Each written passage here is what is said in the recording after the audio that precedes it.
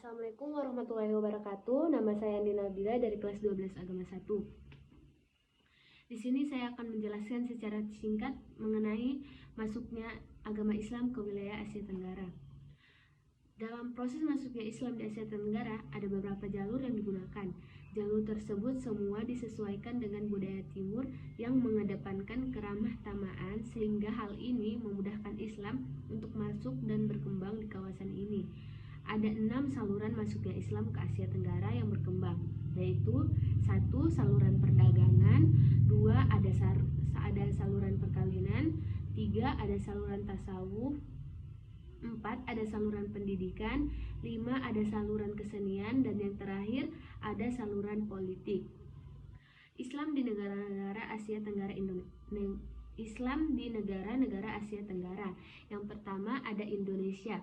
Indonesia adalah salah satu negara di Asia Tenggara yang mempunyai letak paling strategis terutama dalam sektor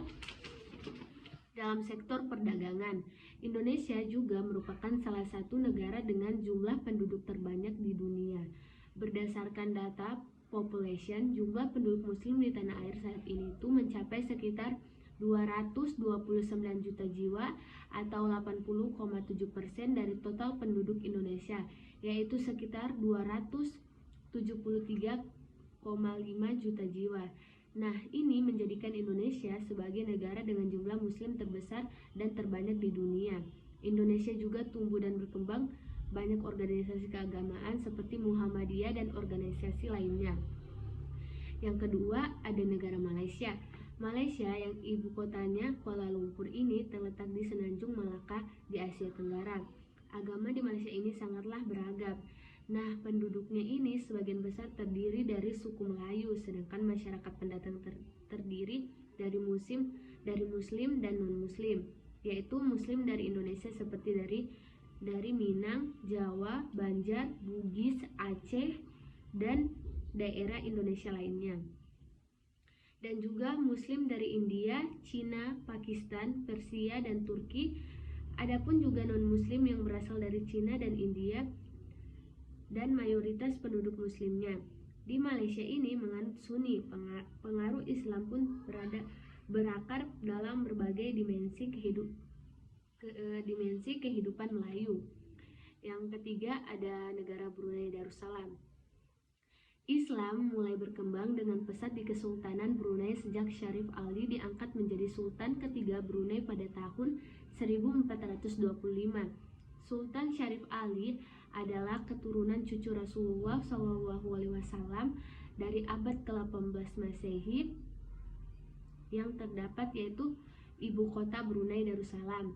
Saat Syarif Ali naik tahta sebagai Sultan Brunei ketiga pada tahun 1425, Darussalam adalah kata yang ditambahkan pada kata Brunei, berarti negeri yang damai, untuk menegaskan Islam sebagai agama resmi negara Brunei Darussalam dan juga untuk meningkatkan syiarnya.